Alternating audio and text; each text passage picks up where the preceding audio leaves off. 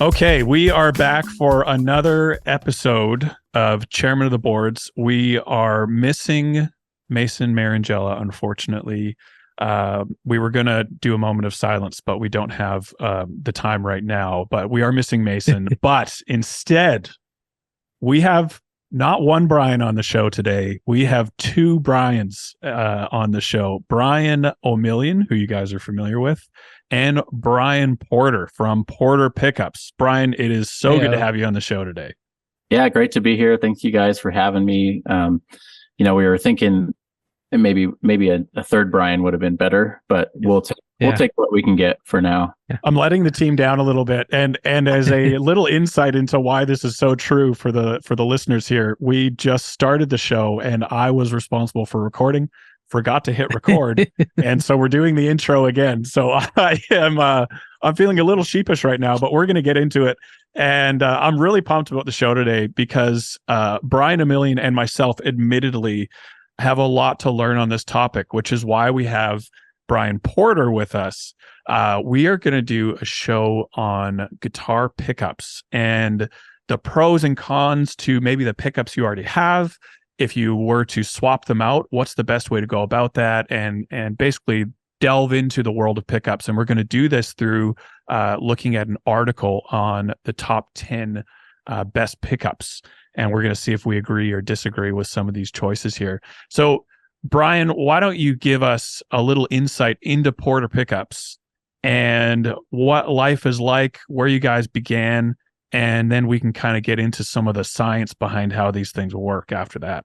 Yeah, for sure. Well, first off, thanks for having me. Thanks for the invite. And we've been doing this about 15 years now. So I did an early apprenticeship with John Bolin of Bolin Guitars, of ZZ Top fame, and kind of Aerosmith. I think I saw some stuff for Jimmy Page when I was apprenticing there. And then started kind of this process of building guitars. And then I thought, well, why don't I build the pickups? And so I had a Harbor Freight drill with a foam pad on it, a double side tape, and kind of had a clamp on the trigger, to hold it down and spin the coils. And it took me, I don't even know, it probably took me 30, 40 tries to actually complete a 8,000 turn. And I didn't really have an idea if it was 8,000 turns because I didn't have a counter at that point. That looks pretty much like 8,000. It was just like caveman style pickup making in the beginning.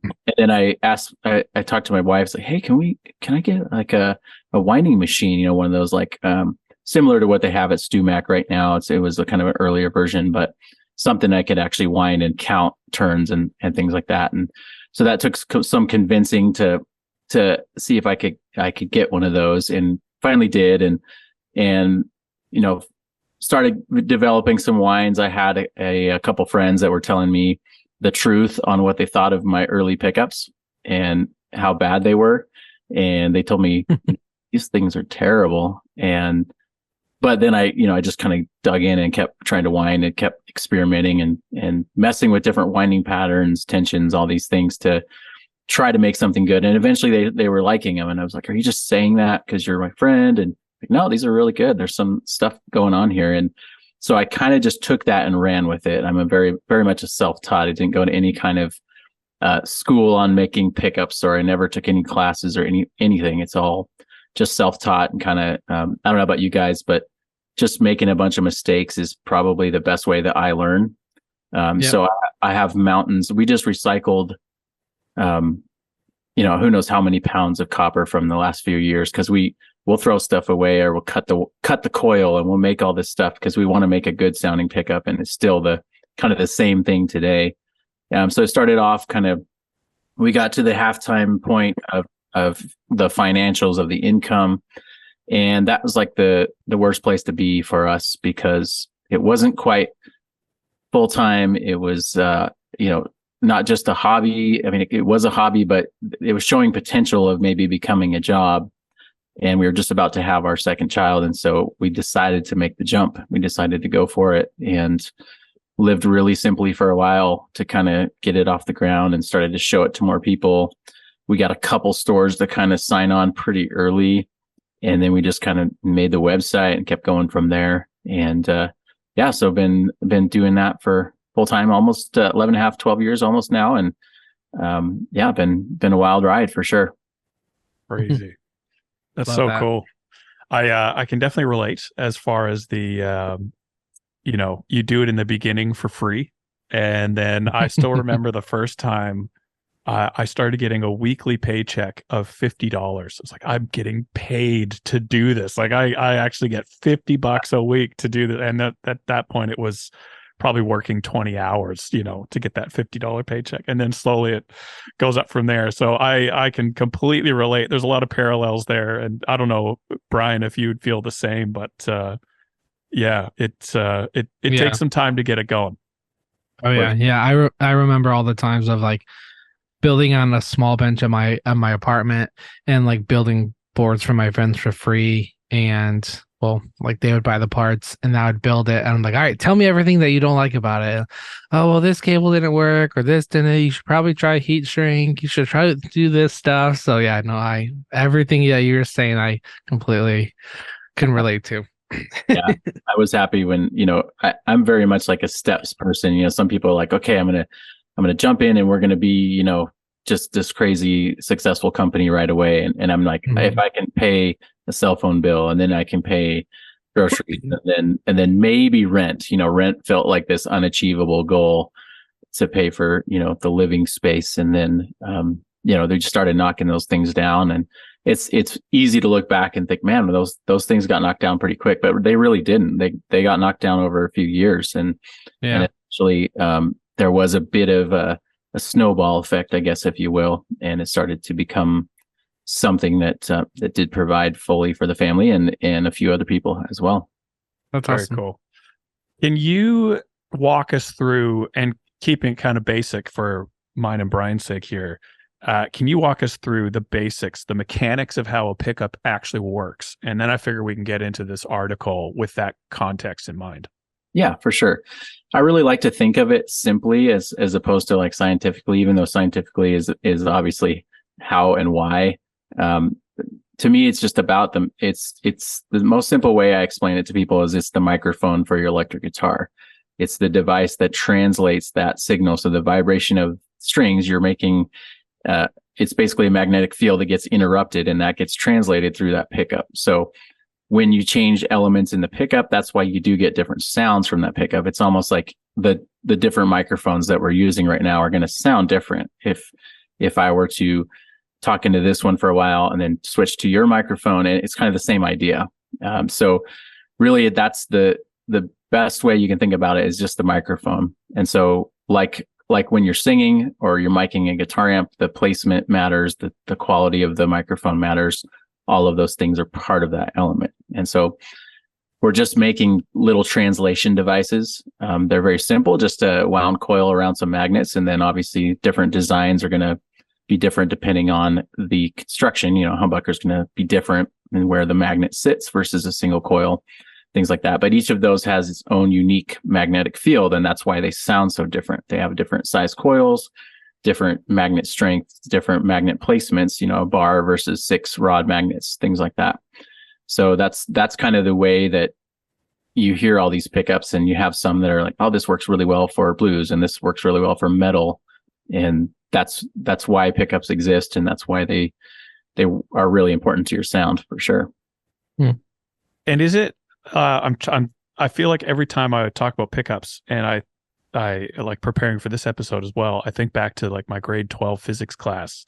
And is it true if you were to wire up a standard electric guitar, I know pickup type may vary on this, but with nylon strings, no metal on the string, that would not obviously interrupt the magnetic field. There's no flow of electrons, and therefore you shouldn't get any or very, very little sound into your amp because it's the metal string that is interrupting that field, right? Yep, correct. Yeah, and so then at that point you're getting into other types of pickups like piezos and other things I don't mess with at all. Yeah. We're like straightforward, wire and magnets. That's what we do. Would the string, the metal in the string also then affect that interaction, or is it mainly like, let's say you got a different type of material, metal string, would that also drastically affect the sound through the pickup, or is that more acoustically on the electric guitar that you'd really notice, and it's more of a feel thing at that point? It's more of a feel. That's just my take on it. It's more of a feel thing. Okay. You're going to interrupt that field no matter what you do. Yep. Now obviously we've all played guitars with 12s or 13s or something on them, and they do sound different through the pickup. So you are, at that point, you're probably interrupting the field differently. Even say if you're playing 9s or 12s, right? There's going to be a different type of vibration. The string's going to be, maybe moving more or less into that field. So there are some differences, I think, as you go, probably more extreme, as you go bigger gauges and things like that. Yep. Cool. All right. I'm going to bring up this article, guys, and we're going to get into the top 10. If, as we go through as well, Brian Porter, just to not get confused with Brian Omilion here, if there's anything you want to add in terms of, as we go through, there's some single coils in here, there's some humbuckers in here. If there's any relevant differences you want to touch on there, obviously feel free. Let me bring up the article.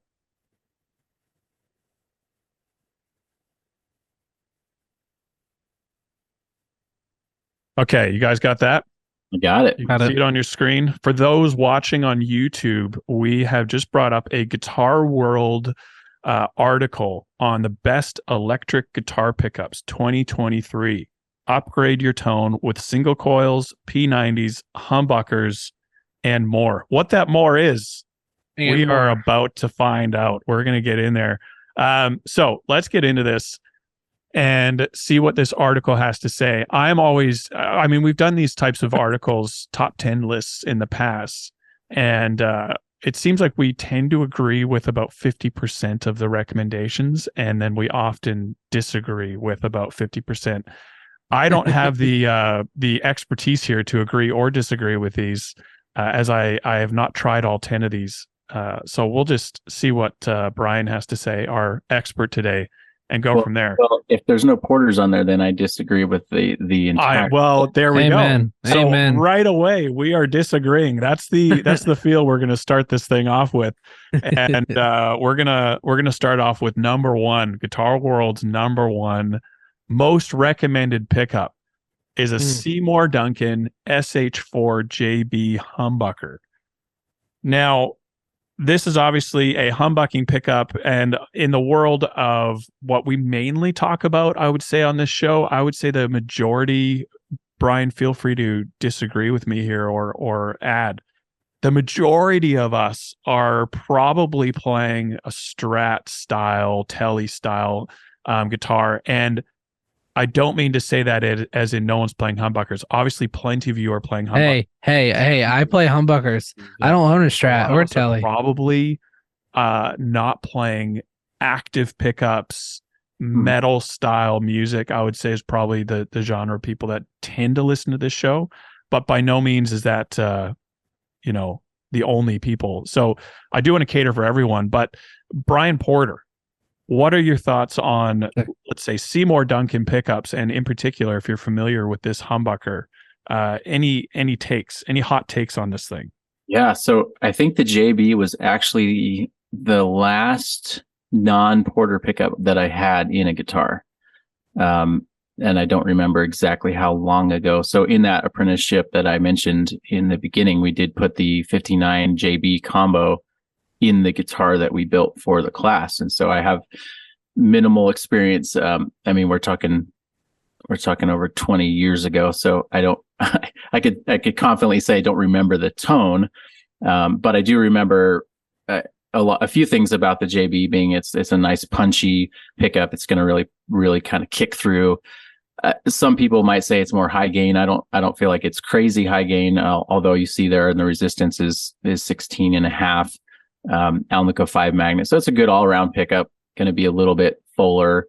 I remember we built a Swamp Ash style guitar, and it really worked in that guitar pretty well because it's a bigger coil, it's fatter, kind of to tame out some of the brightness of the Swamp Ash, because it was Swamp Ash and then all maple neck as well. So generally that guitar was pretty bright. So thankfully, that number one, I do remember this pickup very faint memory back in the cobwebs of my brain, but I think it's on there for a good reason. I think it's one of the best selling pickups out there, and just in general, obviously Seymour Duncan's been around the block multiple times, and they've tried and experimented with countless wines. And so this one's definitely been one that is pretty popular for sure.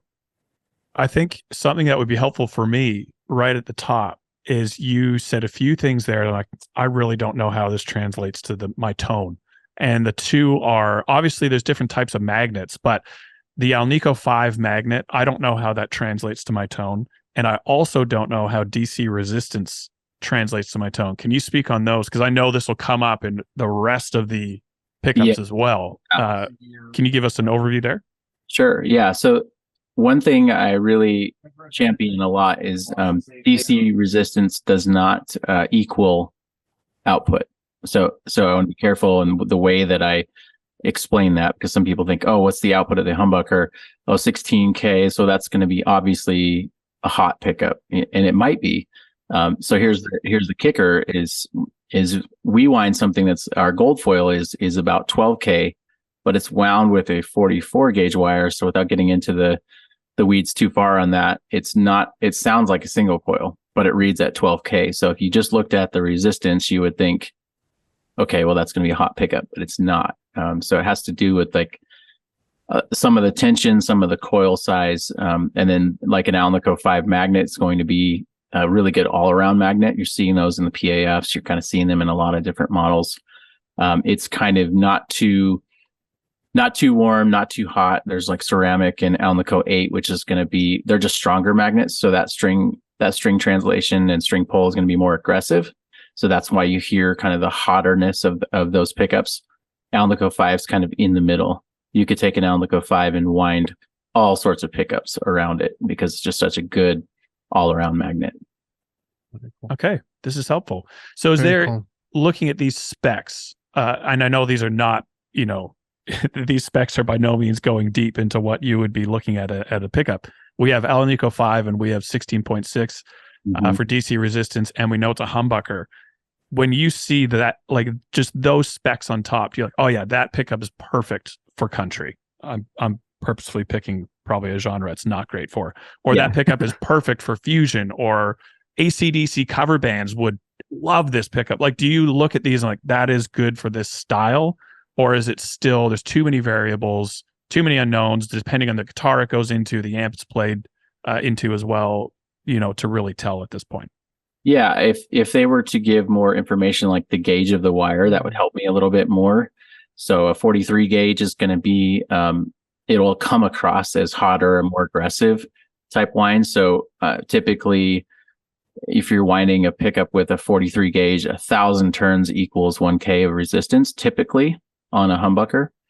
So if that's 43, then they're winding, 8,000 turns per coil to get 16K. But if it's 42 gauge, which is a bigger wire, that's going to make the pickup sound fatter. So I would want to know that too, because then at 16 with 42 gauge, you're going to be looking at more low end being introduced as opposed to more high end with the 43 gauge. So that's one thing I would look at, is actually what wire gauge. And then I can see in the bobbin holes there, it's kind of a poly type wire.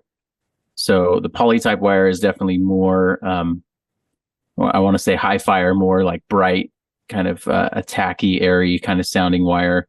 And then again, it depends on the pattern that it's wound as well. But so you can look through there and you can see, if you see a purple wire, that's the plain enamel that often is associated with the PAFs. So that's gonna indicate, at least generally, right? I'm speaking kind of generally, but that's going to indicate a little smoother tone, a little more sustained, a little more vintagey sounding. But if it's a PAF, it's probably not going to have that 16K reading as well. Man, Interesting.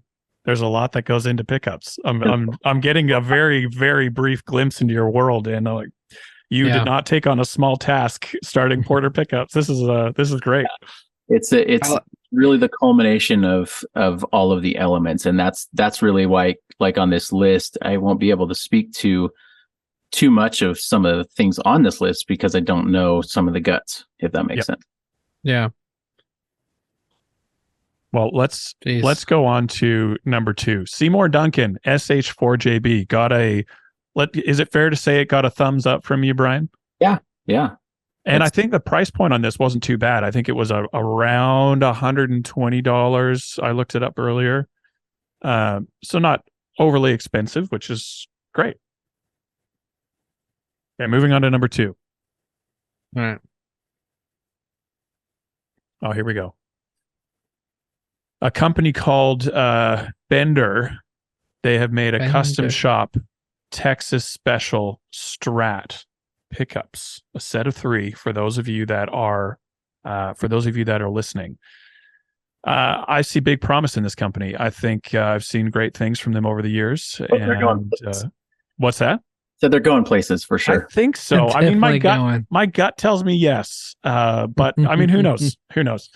So, I mean, Texas Special Strat pickups, these are pretty ubiquitous and, higher output pickups. Brian, Omilion, have you ever played these pickups, or do you have a Strat with these in them, or any insight before we throw over to our resident expert? I'm sure we have these pickups, especially the SRV, like because it says hot vintage SRV sauce.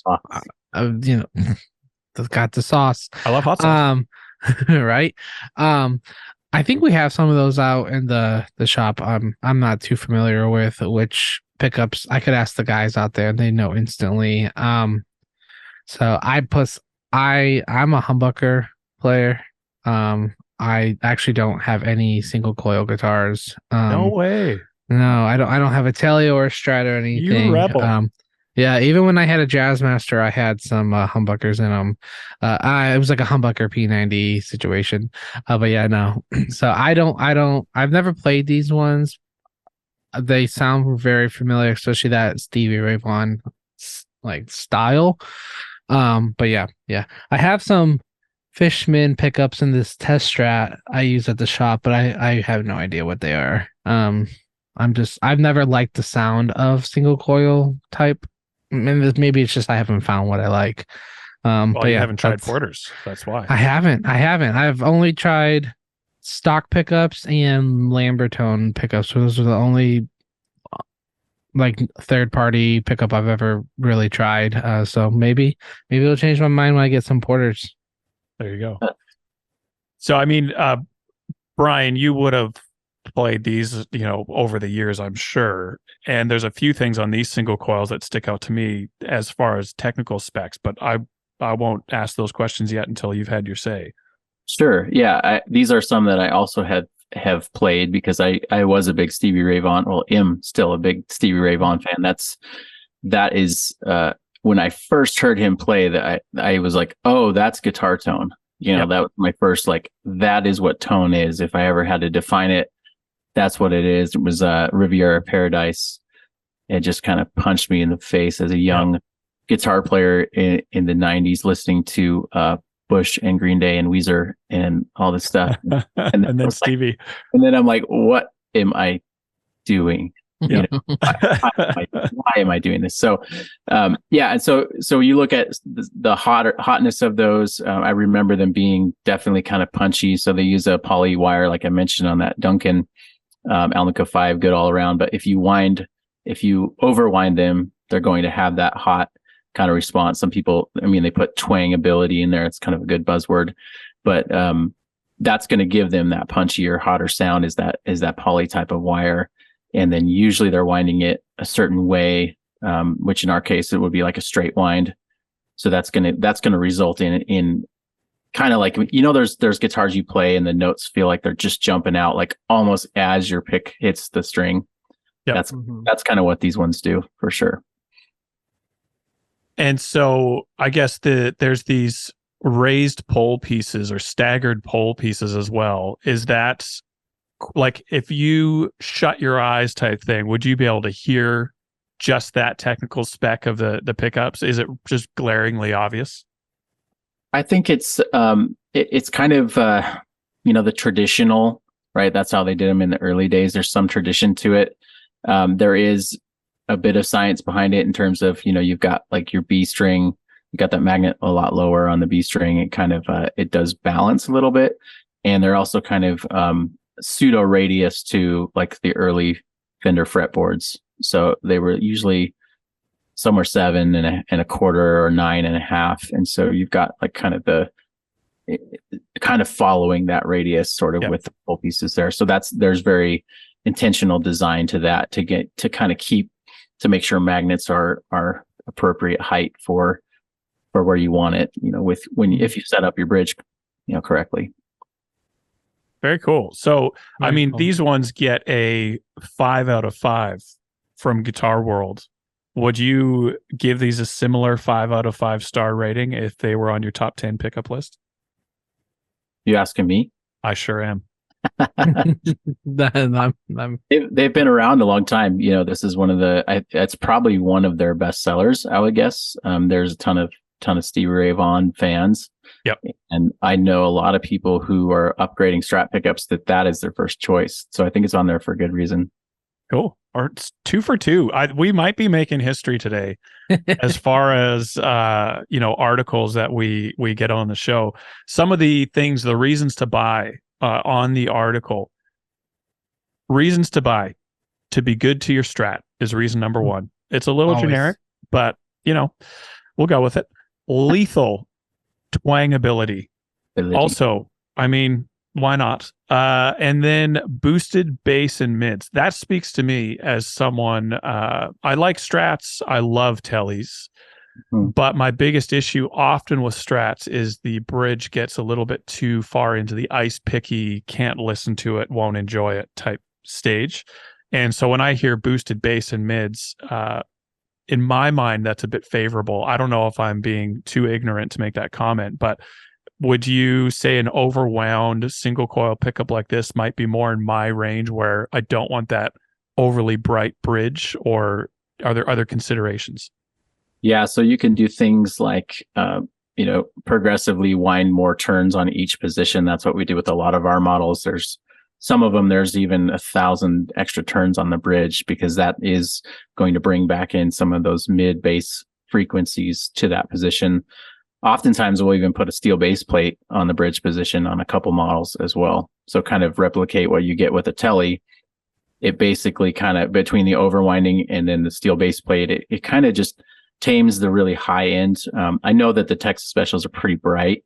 A lot of people will put them in a guitar thinking, okay, it's going to be like all this warm, like super Stevie Ray sound. And then they're putting them in a Swamp Ash guitar that is already kind of a bright platform. And then it pushes it too far. So sometimes that can be the downside of something like these. If you're used to kind of a vintage feel, and then they're too hot or they're too bright. That's helpful. So if I'm hearing you correctly, this means that if we put a neck pickup that was not overwound into the bridge position, there's a good chance it'll be quite bright, and because it's not designed for that position. So interchanging pickups might not be the smartest thing depending on the models that you have. Yeah, definitely. Yeah. Cool. Yeah, you've got just different, you're thinking about like if it's a microphone, you're placing that microphone in different locations. It's going to sound brighter in the bridge. A neck pickup's never going to sound like a bridge pickup, and vice versa, because just physically where it lands underneath that string, there's different tension, different amount of vibration at the bridge than it would be at the neck. Yeah.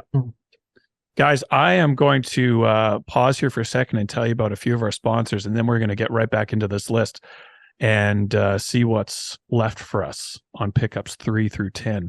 The first sponsor I want to tell you guys about that makes this podcast possible is the Guitar Sanctuary, where our one and only Brian Omilion, not Brian Porter today, Brian Omilion is housed, and he is there just because he loves guitar. He loves guitar gear, and if you love it that much, why not just live there? And so Brian is at the Guitar Sanctuary, where you can buy pedals, obviously guitars, amps, a lot of the stuff we talk about on the show. And then you can get Brian Omilion himself to set it up for you at the Guitar Sanctuary. So check them out at theguitarsanctuary.com. I should say guitarsanctuary.com, or you can just go over to McKinney, Texas and show up and knock on the front door and let yourself in. The next sponsor I want to tell you guys about is Neural DSP. We've been talking about them a little bit lately on the podcast. They have recently come out with a Plini X archetype plugin tons of effects built into this plugin as well. Tons of variation, lots to learn and check out on that Plini X archetype plugin. Also, the Cortex control app is now up. You can edit your your quad cortex by Neural DSP. You can edit that from your desktop. There's a few other things I want to tell you guys about, so I'll keep moving. Also, if you buy the Quad Cortex, you will get a free plugin with your purchase, and the Quad Cortex is now selling at $16.99. Lastly, this is the big one. Neural DSP is currently running a sale, a Black Friday sale for 50%, 50. That is 50% away from free, Half people. off. That is half off. Unbelievable. They are running that for Black Friday, which when you're hearing this is the week of Thanksgiving, a time to be thankful. So thank you, Neural, for 50% off of your plugins. And after the sale, if you want to buy something else, you can use the code Chairmen, CHAIRMEN, for 30% off. Not quite as good as 50, but still 70% away from free. So lots about Neural there. Check it out. And all the info is down in the show notes if you want to see anything else there about Neural. Lastly, the Sweetwater Gear Exchange. This is one of my favorites. I have a hard time paying seller fees. I struggle with that. And so I've recently been using the Sweetwater Gear Exchange to sell some of my used gear and pick up some other used gear at the same time. And I can say no to seller fees by keeping my sales or my earnings on a Sweetwater gift card. So if I keep it in the Sweetwater environment, I can spend and buy other gear, which I also love doing, and I can do it without paying those seller fees. So check out the Sweetwater Gear Exchange at sweetwater.com/used. And you can see what's for sale and what you could possibly sell with no seller fees. So that is it for the first few sponsors. Let's get back into the article. So far I mentioned we are 2 for 2, and I'm going to bring the article back up, and we're going to see if we can get Brian Porter to disagree with one of these recommendations. I don't know if it's going to happen because so far the recommendations have actually been really good. Here we go. I'm going to recommend you buy Porter pickups, of course. If you're looking for something customized, because especially once we get into these active pickups, and that's not my world, and don't plan on it being my world. So, some of these I might have to sit them out and have you guys just make something up about them. Well, we'll see where we go. I mean, we're on to number 3, and we'll move through these a little bit quicker now, but we have the Fishman Fluence Modern Humbucker, and boy, do they look modern. I don't quite know what to make of these. If I were to see these on a guitar, I would think active. I don't know if that's fair to even think that by looking at them, but the reason is that, the top is a smooth satin black finish. You're not seeing any of the classic pickup aesthetic. And so to me, that screams active, but apparently this one is not. So I know, well, it is a humbucking set of pickups. Any thoughts on this, Brian Porter, for as far as a pickup goes? And we still are at a 5 out of 5 star rating, I have to say as well, for those listening. Yeah, I've looked at these a little bit just out of curiosity's sake, and I think these are the ones. I can't remember if it's these ones or the other ones, but they do have like a printed coil on the circuit board, something of that nature. And coil. What's like that mean? I don't know. I mean, I've seen it and I've looked at it briefly. That there's somehow they are printing a coil that has resistance. And I don't remember if it's these exact ones. I think it is, but I remember that being a big deal several years ago when they came out. It's something that, in the pickup world hasn't been done before, and it's super unique and creative. And now you're seeing these on tons of guitars in terms of, in the heavier stuff, and they're coming as a standard model. So I feel like, I don't know if they've passed EMGs in popularity, but it feels like they're more mainstream, if that makes sense. I think they've gone really far, and it's like kind of cool to see the, for the average player, it's like, oh, I've got Fishman's in there now, and it usually, maybe wasn't, however many years ago, wasn't as like mainstream. So they're kicking butt for sure. And these would be more for the higher gain player. Yeah. Fair to say. Yeah. I mean, they have that look and aesthetic, so I can only assume. And we're still magnet-wise, we're looking at the Alnico 5 in the neck and the ceramic in the bridge. Ceramic 8, is that right? So what would the ceramic versus the Alnico 5 do as far as tonality goes? Yeah, so typically ceramic's going to be quite a bit stronger than your Alnico 5. So again, you're going to have a more aggressive response. So that kind of leans you to thinking modern. But you're seeing these also in a lot of the more technical rock, or kind of the there's like a whole wave of just amazing players right now that are playing more technical stuff. It's not just shredding constantly. It's really technical off time kind of stuff. And that ceramic typically is a very tight.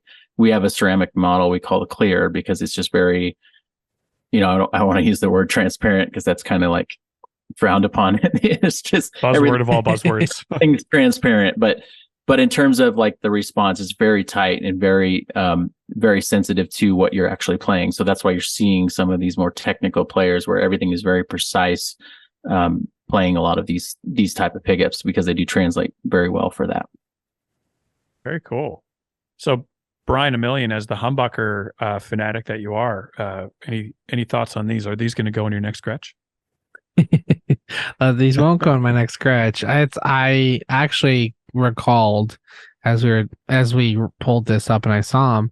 I'm pretty sure I had these or something else similar in it was a white Schecter guitar. I had probably there you go. 15 years ago, when I was in a band that like we had like the fray style type of music, but then I subbed in for another friend's hardcore band, and I remember having the Schecter with some kind of pickup like this. But this will not go in my next scratch, that's for sure. But I've had these before, but it's been so long. I think on the next episode, we're going to need some photographic proof of that Schecter heavy metal phase. I probably have them somewhere. I would appreciate that. I think everyone would. Oh, yeah. I did guitar spins with the Schecter, and I had a Gibson Les Paul. It was like a super light-bodied one, so I could actually guitar spin it. Next episode. Okay, next episode. You heard it here first. Let's move on to the next one. Okay. Ooh, super distortion. This is our first 4.5 out of 5. Why they knocked off half the star, maybe only Brian Porter can tell us. I'm not sure. But this is a humbucking DiMarzio super distortion pickup. And the tagline, a brilliant option for high output rock tones. So now I'm thinking AC/DC if I want to do my cover band, which I've always dreamed of doing. So look at the reasons to avoid. Okay, tone. Not for everyone. I like tone. And if tone is okay, not for everyone on this one, maybe I'll take a pass. But any thoughts on this one, Brian Porter?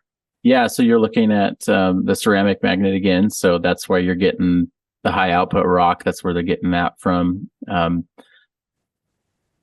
So the low end thing, again, that depends. They're looking on the reasons to buy there. The low end kind of depends again on the wine, but you're sitting at 13K, so you're probably using the 43, and that's why it's more high output. And again, I'm just kind of like playing detective here. I don't look at spec sheets for DiMarzio in my spare time, just to be honest. But this is a popular bridge pickup. A lot of people use this in HSS if you're going for the super strat thing, which are kind of making a big comeback, like HSS guitars. A lot of friends have this in the bridge position.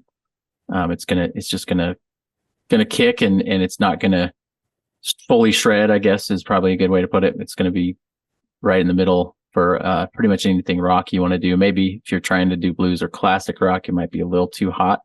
And anything once you get up into that range with ceramic magnets, if you've got a bright guitar to start with, it could go too far, very, very easily. So that's one thing where it might be too much of a jump. But if you're, rocking the 80s stuff, this is going to be a great pickup for that. Okay, nice. Are there any pickups that you are surprised not to see in the top 3 yet?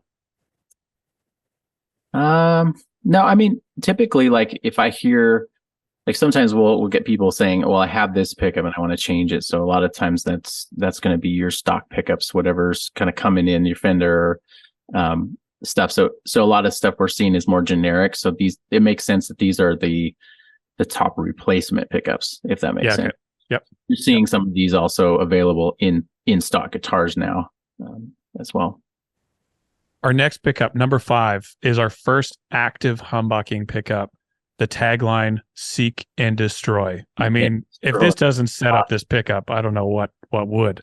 This is the EMG Metalworks JH, James Hetfield humbucker signature set. So I would assume for our Metallica fans out there, you already know what we're getting into here. But active pickups, this is not something I have ever bought a guitar purposefully and had active pickups in it.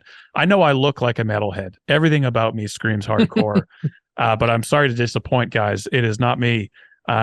So active pickups, does Porter make any active sets or any thoughts on this active set or why someone would want to go into active pickups?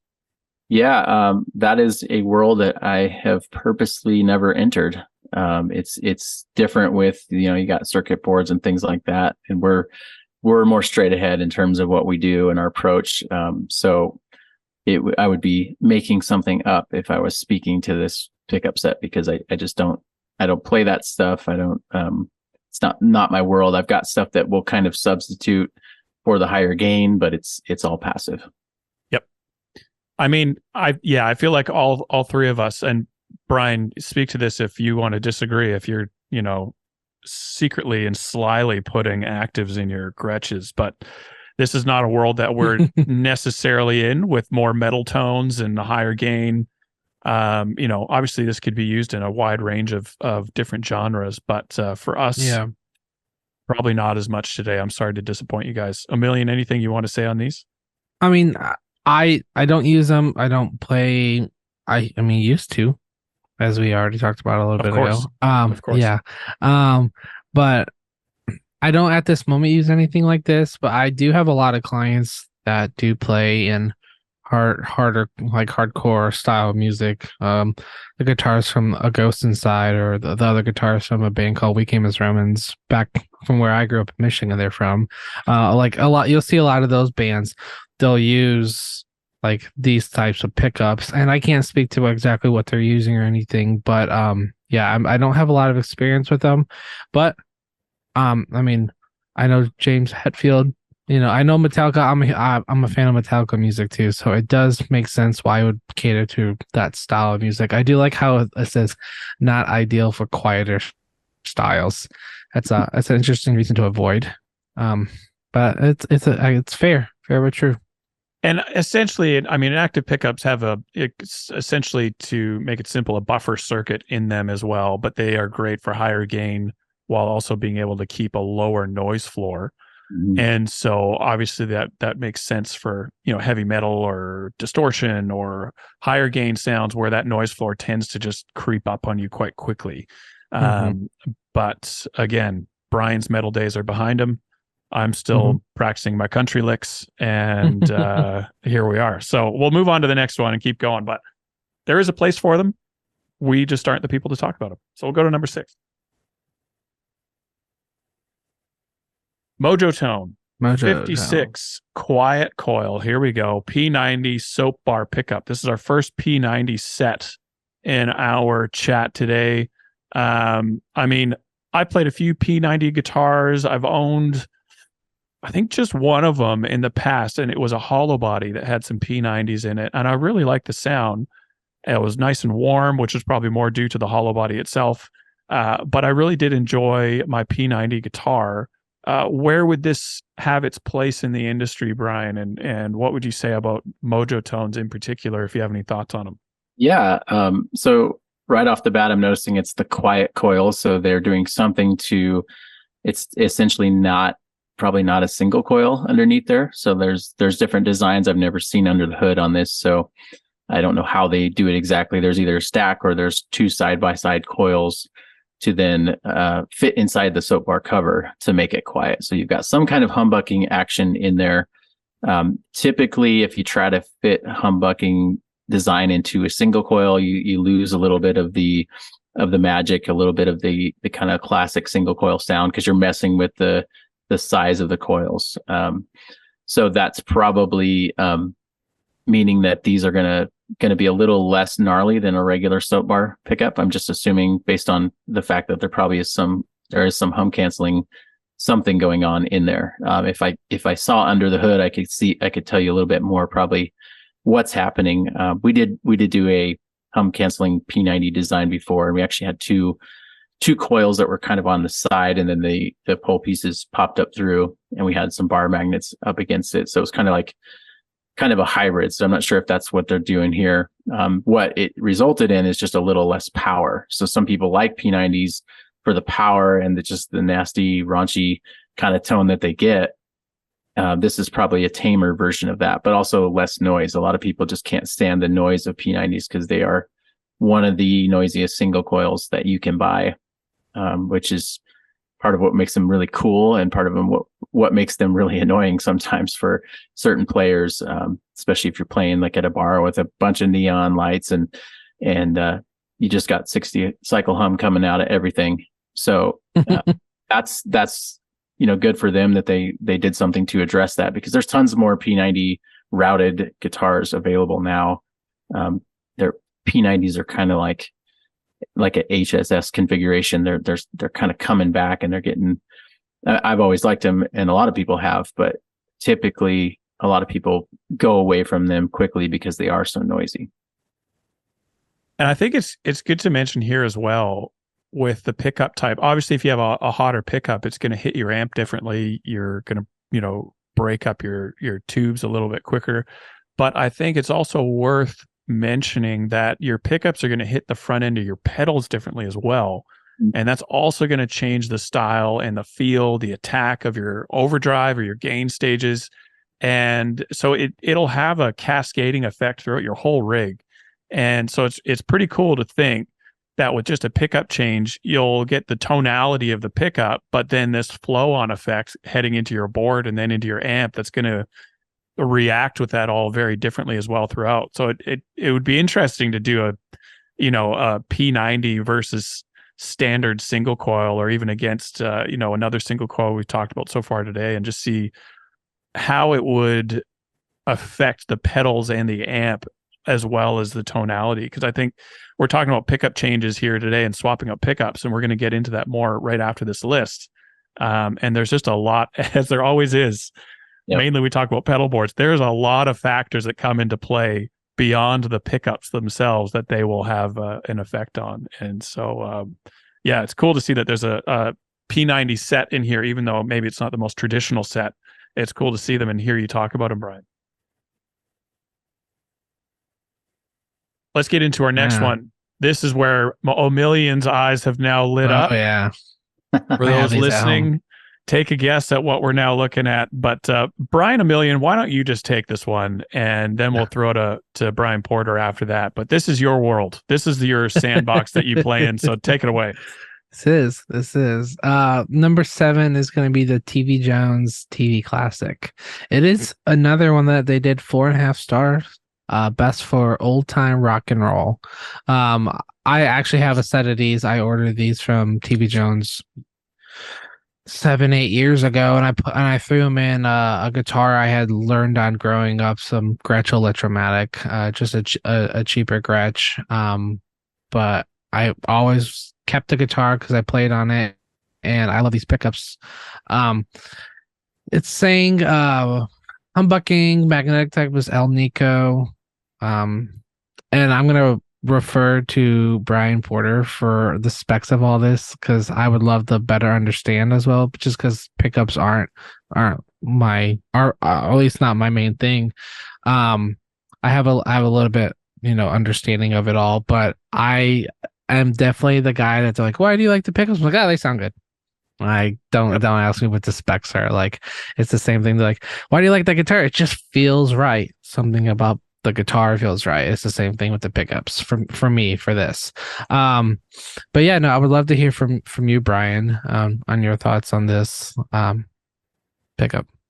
Yeah, for sure. So the first thing I noticed is the DC resistance and the 4K 4.8. People looking at that were like, oh, that's pretty low compared to what we've been looking at on this list. And then just in general, all that means is that there is smaller coils. Most likely, most Filtertrons have a very tiny coil and a big giant magnet. So I'm not sure if they exactly on the classic. These may be more like a traditional humbucker size magnet. A lot of the Filtertrons use a very large ceramic magnet sitting underneath, just like you would see on a traditional humbucker design. So 4K tells me that it's probably 42 gauge wire wound around each coil and fairly full, because by the time you fill that up, it's smaller than a regular humbucker bobbin.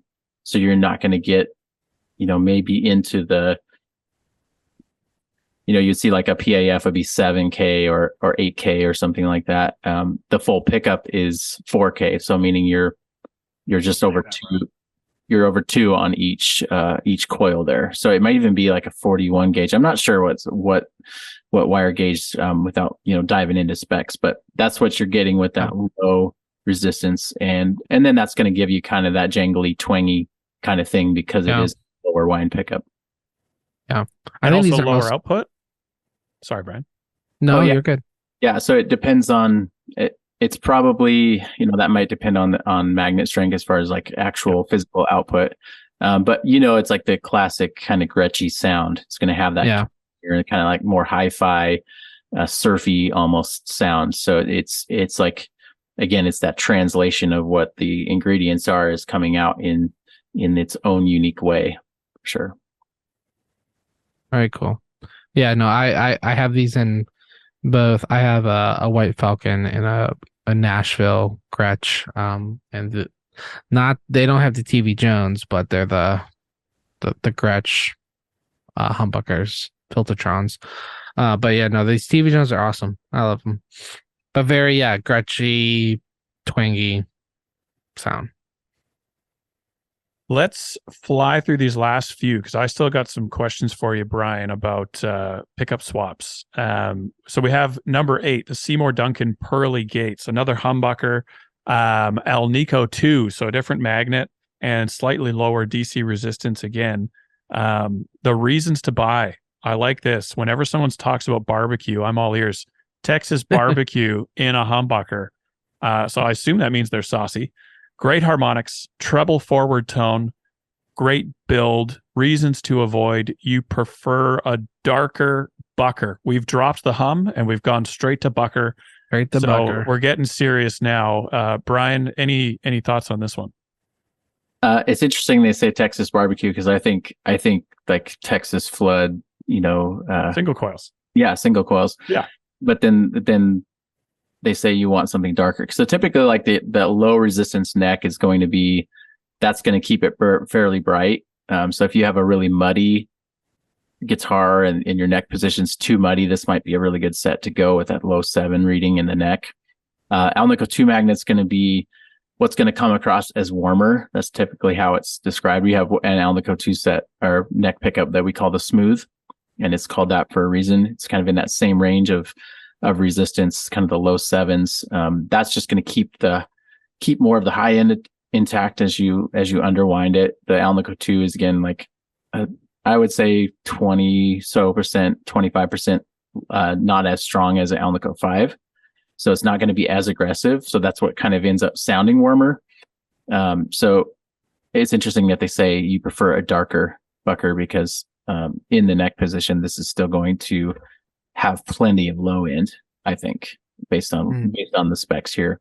But yeah, that's typically like on a set, you're going to want like quite a bit lower wind. We all know how boomy neck positions can get. Some people don't even like the neck position and they just haven't tried something I think that fits really well in there because the neck position's wonderful if done right, I guess.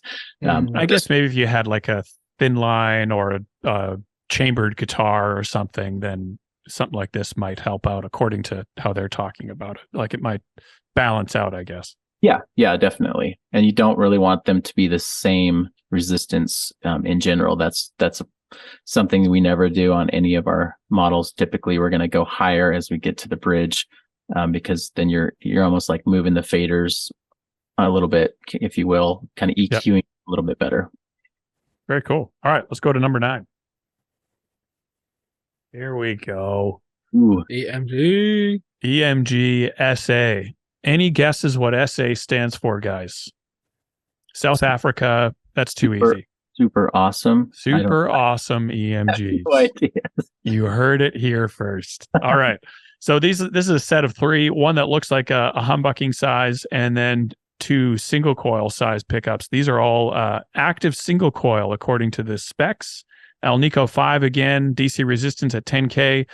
We've already kind of covered the active ground and that it's not our specialty.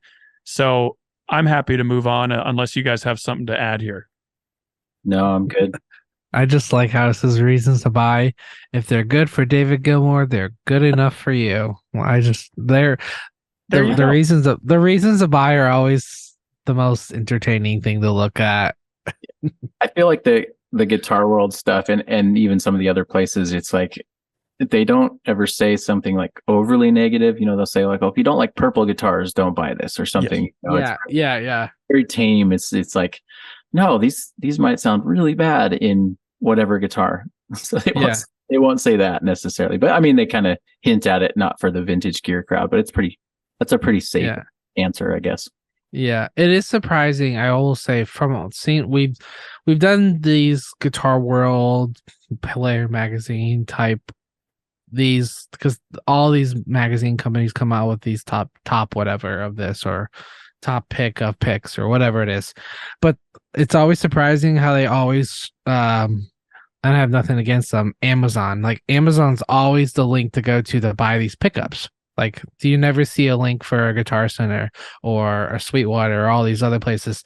So it's interesting that all these recommendations are on Amazon. It's just crazy how that's always a recommendation. Probably affiliate marketing, right? If they recommend at like $5 if someone buys the EMG set or whatever. Yeah, that makes sense. But yeah, Fender. Last one, number 10. Fender Tex-Mex Strat. This is a set of 3 single coils. Type active single coil. Interesting. Magnet Alnico 5, DC resistance 7.4 in the bridge, 6.4 in the middle and neck. And reasons to buy, great tone at a bargain price. So I'm assuming these are quite a bit cheaper. I think I looked these up and these were around $100 range for the set. Worthy choice for most Strats, versatile and work well with overdrive. Reasons to avoid, only available in white. That is the reason to not buy them, I guess, for certain people. Too hard to change pickup covers. Exactly. That again, just to your point, Brian, that's not the most pointed reason to avoid. Tex-Mex Strat pickups, I can say I do not have experience with these, at least not that I'm aware of, especially since they're at least spec'd as active. I find that hard to believe, although I'm not the expert here. Any thoughts on these, Brian? I'm wondering if it's just like the cheap version of the Texas Specials. It's kind of the same idea. I mean, you can see the DC resistance is 7.5 for the bridge, so they are overwinding that to kind of balance that out. So that's a good thing if you're looking for something that works really well. I don't know if you're looking at these and you're looking at Texas Specials, why you wouldn't want to just go to the Texas Specials. These kind of come across maybe as like the cheapest option if you want to go Fender and you want to upgrade. Maybe you have a Squier and this is a step up. But my guess is, without getting too controversial, my guess is they're using the cheapest materials possible, the cheapest coil wire and all that, and that doesn't often result in a good sound on these ones. And these would not be active. Hey, that must be a typo. I don't think. Yeah, it must be a typo. Yeah, not sure. Okay. So if you're going to disagree with one recommendation in a list of top 10 pickups, is it fair to say that this would be it? Yeah, I think so. So. Mission accomplished. Yeah. Hey, is it fair enough for me to say I have experience with with Tex-Mex, but it's not this type of Tex-Mex. It's Was it a good experience? that Tex-Mex, the food Tex-Mex experience that you get with like the brisket and the enchiladas, yeah, for sure, but not a Fender Tex-Mex whatever special. pickups. Yeah, the So pickups, not the pickups. I had microwave enchiladas instead of regular enchiladas, right? That's the equivalent. Number 10 is a microwave enchilada, or the SRV. I'll go to the restaurant. Like, Thank you. A hungry man. Right? It's I just went to a concert this past week for a client, and he went to and waited in line at this barbecue place here in Fort Worth. He waited like 3 hours to go to this barbecue Texas place. And he's like, it was the best thing ever. And I was like, yeah, that's fine. I still like my Tex-Mex though. Anyway. You went to Joe Bonamassa, didn't you? I did, yeah. Oh my gosh. But his arsenal of guitars is, don't even ask me what pickups were.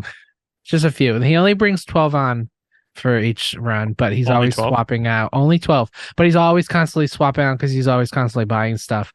So I think he has a couple extra vaults in their giant semi truck. Yeah, it's wonderful though. Good show? Very, very good show. Okay. I know this isn't the place for it, but you brought it up. I saw the pictures. I had to ask. Oh, it's good. So we've gone through the top 10 lists. We have a little bit of a better idea on what to look for maybe in pickup specs to suit your style of playing, as far as potentially in resistance, although that can be vague, as Brian has pointed out. Magnet types, humbucker versus single coil.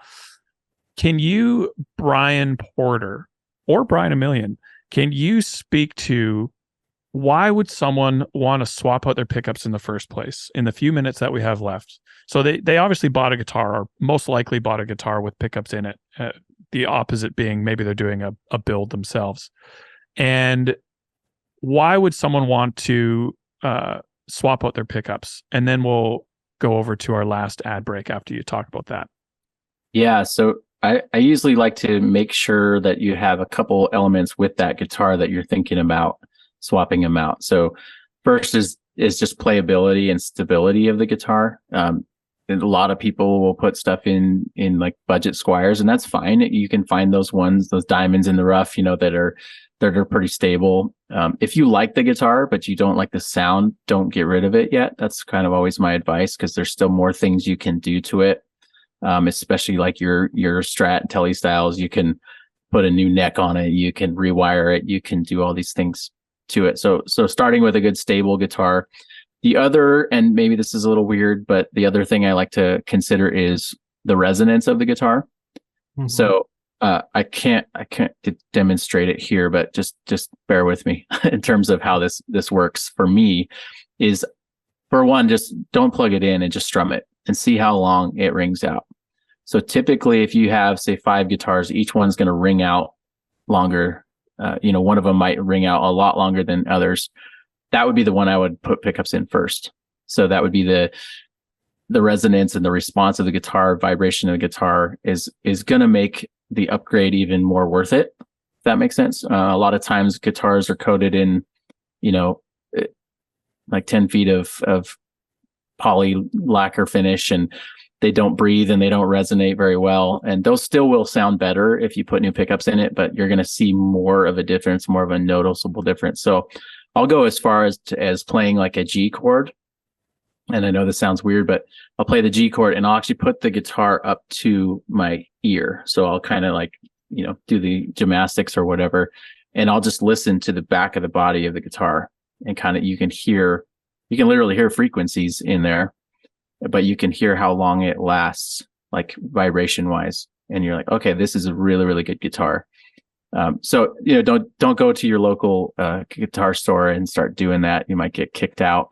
But that's the way I do it. Whenever I'm talking to people, I'm like, hey, if you got a couple that you're trying to decide, like, which one rings out the best, which one has the most life and the most vibrance, and then we can start changing it from there. We can start tweaking the recipe. And really, one of our things is just getting to know what you have and then what you're missing. And then we're kind of plugging and playing. And sometimes it'll be directly a stock line that we have, or it'll be stock line plus a few more turns to kind of bring out some more low end. it just depends on the individual guitar. But that would be my advice. Don't spend a bunch of money if the guitar's a dud. But don't give up on it too quick. I think we've all had gear that we've given up on too quickly, and there's some good sounds even in the crappiest guitar. That's I mean, they're just not spending the time and the money on. They're just making a coil to make a coil, right? Because they're trying to save as much money and keep it within a price point. So that would be my advice: is just trying to figure out how to see which one has the most life to it, and then give that one the attention first. Cool. I have a few more questions about your top 3 recommendations for pickup swaps, but before we get there, we're going to throw to Brian, the other Brian, for our last few sponsors that make the podcast possible. Awesome. Thank you so much. Yeah. So our final 3 sponsors, some of my favorites, we have monocreators.com. If you've been listening to the podcast long enough, you know that we talk about, they have pedal boards, they have gig bags, backpacks. I literally have if you're watching, I literally have my Quad Cortex set up inside one of the mono backpacks, and they have all sorts of amazing gig bags, double guitar case bags, everything you can think of. They pretty much have it, except pickups. They don't have pickups. Go to Porter Pickups for that.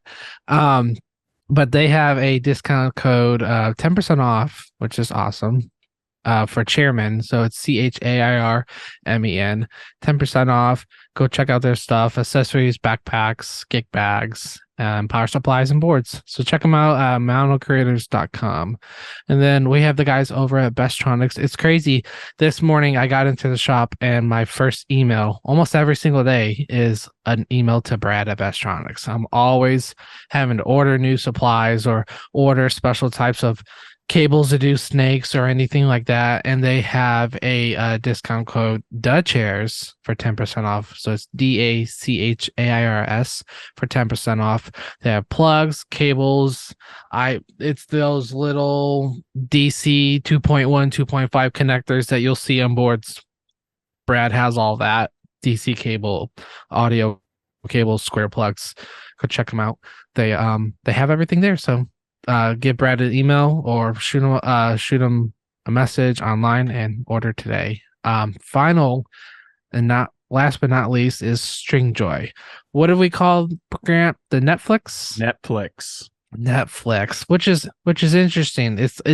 They're like the Netflix, but they're kind of like the Amazon too, because they have that subscription based, which is super convenient. But they can, depending how many guitars you have, how often you have to change out strings, no matter what you got to do, they have different options for strings. You can get a couple packs. You can do a subscription where they'll send you 10 packs a monthly or weekly or whatever you need to do, whatever needs you need. Vintage to modern strings, all quality made in the US. Like I said, a subscription-based, coded and uncoded. And they also have a code for boards, BOARDS, for 10% off.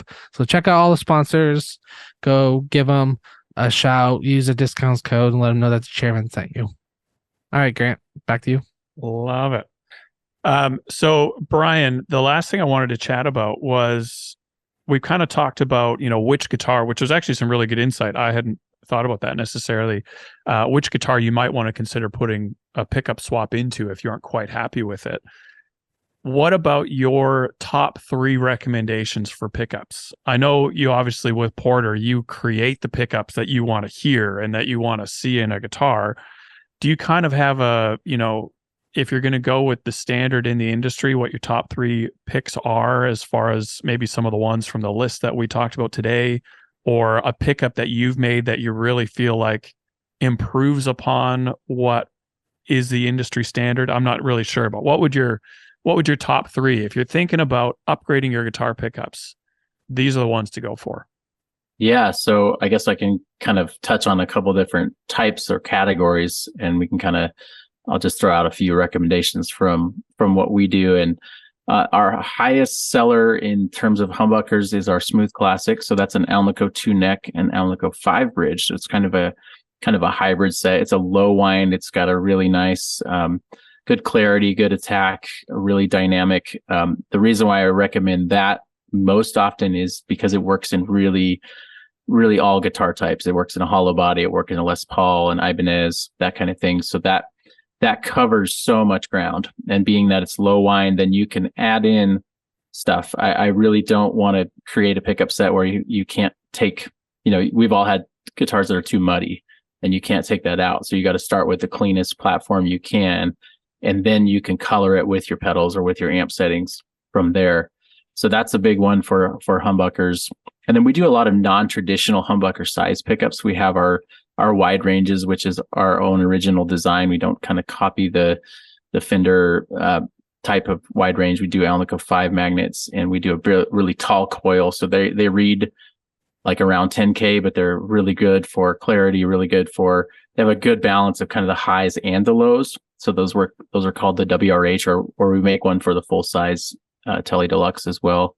And then we have our Ricochet, which is kind of our unique. There's not anything else like it. It's actually a triangle coil. So if you've seen that on our website or you've seen it social media or whatever, it's a triangle magnet, and then we actually wind a triangle coil around it inside of a humbucker footprint. So that gives you kind of not only a unique look that looks like unlike anything else, but it also gives you kind of that in between a Jazzmaster and a Strat type tone. So, and then into the Telecaster, we have a 9T, which is our P90 design in a Telecaster housing. That's been one of the best sellers for a long time now. And that gives you kind of if you don't want to twang all the time on your Tele, that will actually take it into more of the rock territory, thicker. If you have a semi-hollow Telecaster, it'll warm it up quite a bit. So that's definitely a popular one. Just if you don't really love what Teles do, try that one, because it could kind of like make you fall in love with the Tele again, for sure. And then, we just got a bunch of off the wall stuff as well. So if you're unfamiliar with our lineup, there's tons on there. So really, it's just about once we find a need and once we find a little corner of the industry that some tones are missing, we try to create something that kind of fills that void. That's really the way we approach it. I know for me as well, I emailed you a few weeks back and asked you, like, this is what I'm looking for in my Strat sound. And I think I said the same thing. A bridge is a little too bright and I want it a bit warmer. And so I basically described to you what I wanted. Like, okay, try out this one. And you're able to kind of give suggestions for someone like myself. I don't know which pickup to go and get necessarily, but I know the sound I want. And so I think, I don't know if you're welcoming or if you want people to email you with those specific questions or not, but I found that really helpful for someone that has not, I haven't gone headfirst into this world of pickups. So I found that really helpful. One question I do have around this, and Omilion, I don't know if you have any follow-ups, but what I know Omilion and a lot of my friends have this issue where we love single coil sounds. We love the single coil style guitar, Strat, Tele, whatever you want.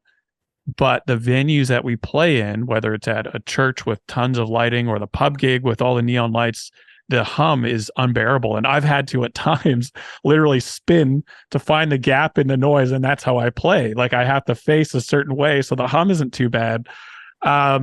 What would you recommend in that instance? Is there a good option out there that isn't too much of a compromise? I know there's Fender, there's noiseless and all these different approaches, but what would you recommend for someone that loves their Strat, loves the single coil sound, but the venues do not play nice with that guitar? Yeah, there's things to look into, like dummy coils. Those are more and more popular now, where you can get a dummy coil installed underneath the pickguard that does kind of, it takes a little bit of the sauce, if we want to use a word from before, off of that single coil, but it does chop down the noise. Like companies like Sir are using that. There has been some companies that actually put a coil inside the pickguard or in the back plate of a Strat, and that kind of gives you sort of the best of both worlds. So I think it's Illich Electronics has something like that. That is actually, it keeps a lot of that single coil vibe intact more than other systems, for sure. That's one way to do it. The other way might be, and a lot of people may not like this, but see if you've got room to put 2 humbuckers in your Strat. And that I'm like offending half of your audience probably right there. But Go for it. They're used to it. but it's something where, if again, it's back to the feel and the playability of the guitar. If that's so familiar, like I've got a 98 USA American Standard and it's got the swimming pool route. And so I can put anything I want in there. And for me, it's not a big deal. I can just change it out. For some people who don't have that room in there, you might consider routing it. If you're going to keep the guitar, you might have a tech just route out that whole pickup area, and that gives you options for that guitar. I know that's like some people like, don't touch my guitar, Mr. Porter, but I think that's something to consider. Again, that we all have these guitars that we're like, we're not selling this thing, or it's worth more than, it's worth more than I could really sell it for to us. Right. And so that's one thing to consider. Also branching out, if you're a single coil guy, think about a really nice humbucker guitar, but then know that you can do a low whine pickup set. You can do something that gets you that single coil flavor, but takes the noise out of it. So we haven't released a lot of hum canceling anything, because I do feel like a lot of the designs really take a lot away from it. So consider looking at something that has the same feel, but maybe has a slot for a humbucker, or maybe go HSS, like a lot of guys are going HSS. And so that way you still have a couple hum canceling positions with the single coils, and then you have that bridge humbucker. So for the most part across the board, it's going to be fairly quiet. Nice. Very cool. Brian, any questions to finish up? I do. Have you seen and they just pulled it down. We have one on the wall. It's a Sir one. I was really surprised by how quiet the pickups were. And they said, oh yeah, it's their silent pickups. Have you ever heard that term? Yeah, I think they use I think they used to use the Illich system, Sir did back in the day, and then they do their own system, which I think is some sort of dummy coil.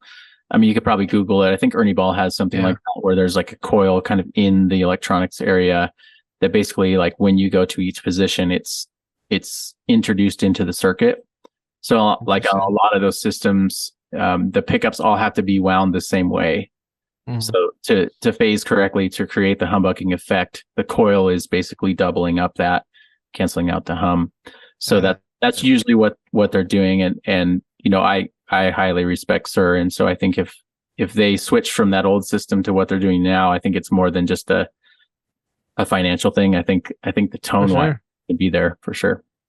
Yeah, I picked it up. It's like this gold JM that they have, and I was shocked how quiet it was, even with stacking on drives, because and Grant will understand, I'm sure you'll understand too. I've gotten plenty of messages with people like, oh, my guitar's really noisy when I do this to the board, and I'm like, okay, well, and 90% of business for me is out of state, so people are always shipping and stuff. So I'm like, oh, okay, maybe something got messed up in shipping.